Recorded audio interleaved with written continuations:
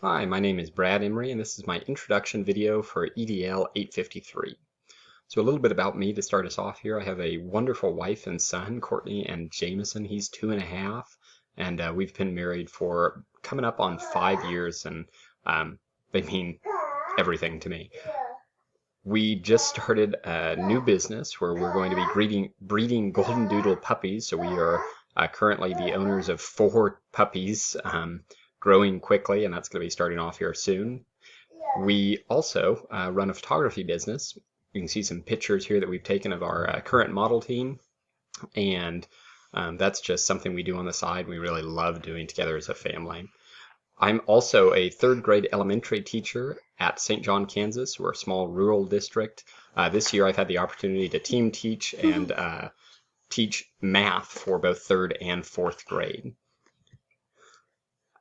So this is special education for school leaders, and we've got a few questions here that I'm going to look at answering to the best of my ability. First, we're looking at inclusive culture. We want to answer, what is the role of our school leader in creating an inclusive culture? Well, first and foremost, we're the guide, we're the leader.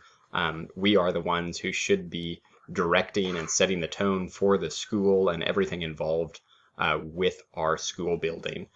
We need to be an advocate for the children, for these different communities and cultures and groups that may not get any representation or get very little representation. I think it's really important that as a leader, we take that responsibility on ourselves. And I think one of the best ways to do that is to be a listening ear in your community, in your school building, so that everyone knows they can come to you and you're aware of what's going on and therefore can take steps to address it. So what do you do if an inclusive culture doesn't exist? Well, you need to step up and be the leader. We need to be the pioneers in this field and make sure that we are creating a culture that is inclusive and folds in everyone around us and all culture groups. You can see my son Jameson here is joining us for the later part of this video. So as far as advocacy, well, what can a school leader do to encourage advocacy in his school? I think the first and most important thing is you have to believe it. You can't encourage, you can't support, you can't represent something that you don't believe in yourself. So we have to believe in and understand that we do want to not just tolerate, as one of the readings said, but truly accept everyone. And without that belief, you're never going to be successful.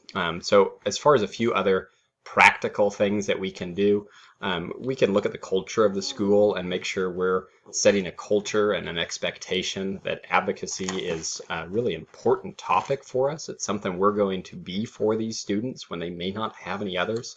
We're going to be careful as the leaders of who we're hiring, and just be cautious with the hires, because it's very difficult to create the right culture without the right staff. And then we're going to support these students, these different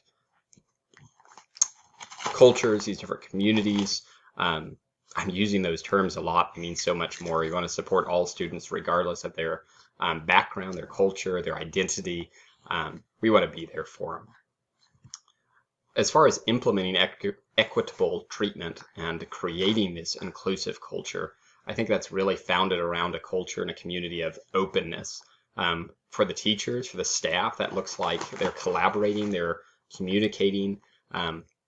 As I mentioned earlier, for the leader, having that listening ear is important so you can get a feel for where we need to go as a school to take these steps, to take these strategies and plan out what does that look like. I think assessment and data collection is really important, not necessarily just in the traditional sense of formative and summative assessment based on scores and educational topics, but taking the time to assess and look at the data for what cultures, what communities, what differences do you see in your school? Where do the kids differ from one another? What small groups do you have? What areas do you see that might be a potential problem? And let's address that before it becomes a problem. And tying all this together is this idea of a culture of respect and an attitude of love. I think it's really important to teach what it looks like to respect one another, to teach what it looks like to communicate and include, and just to accept those around us. You don't have to agree with them. You don't have to like what everyone says or what everyone does, but we certainly need to be accepting and welcoming and loving of them. And I think the best way to do that is to show it. And some of the practical steps beyond that look like having a curriculum and a social economic learning curriculum or option for advocating that and teaching kids from a young age on up. So as far as addressing assumptions, the old phrase runs true here, as you can see from the illustration. And I think it's important that we nip assumptions in the bud. We set the tone as the leader by not making assumptions, but by listening, by communicating, by collaborating, and by including.